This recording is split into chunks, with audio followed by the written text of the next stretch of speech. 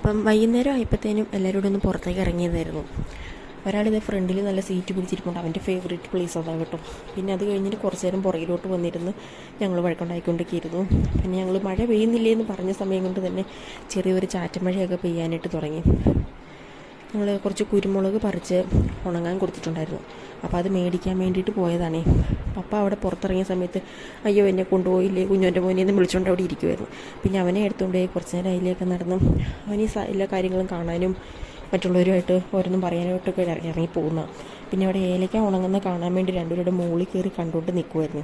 അത് കഴിഞ്ഞിട്ട് പുറത്തിറങ്ങിയപ്പോഴത്തേനുണ്ട് നല്ല സൂപ്പർ മഴ പെയ്തു. ഇത്രയും ദിവസം ചെറുതായിട്ടൊക്കെ ചാറിപ്പോയി പറ്റിച്ചിട്ട് പോയ മഴയായിരുന്നു. പിന്നെ നേരെ മില്ലിൽ വന്ന് കുറച്ച് സാധനങ്ങളൊക്കെ മേടിക്കാനുണ്ടായിരുന്നു. എവിടെ പോയാലും അവനാണ് മെയിൻ. അവൻ പോയി എല്ലാ സാധനങ്ങളും മേടിക്കണം, അതാണ് അവന് വേണ്ടത്. അത് കഴിഞ്ഞ് നേരെ തട്ടുകടയിൽ വന്ന് ഇഡ്ഡലിയും കഴിച്ച് സാമ്പാറും ചമ്മന്തി എല്ലാം കൂടെ കഴിച്ചു. പിന്നെ അത് കഴിഞ്ഞാണ്ടേ അടുത്ത മഴ പെയ്യുന്നു. എന്തായാലും നല്ല സൂപ്പർ മഴയായിരുന്നു ഇന്ന് പെയ്തത് മൊത്തം. പിന്നെ ഒരു ഇഡ്ഡലി കഴിക്കാനുള്ള ഷോ ഇവിടെ നടന്നുകൊണ്ടിരിക്കുന്നു. അത് കഴിഞ്ഞ് പിന്നെ ഞങ്ങൾ ഇച്ചിരി കപ്പം മേടിക്കാൻ വേണ്ടി വന്നായിരുന്നു. അപ്പോഴും വേണ്ട നല്ല അടിപൊളി മഴ. പിന്നെ ഗ്ലാസ് കാത്ത് ചേട്ടനോട് എടുത്തു തരാൻ പറഞ്ഞു.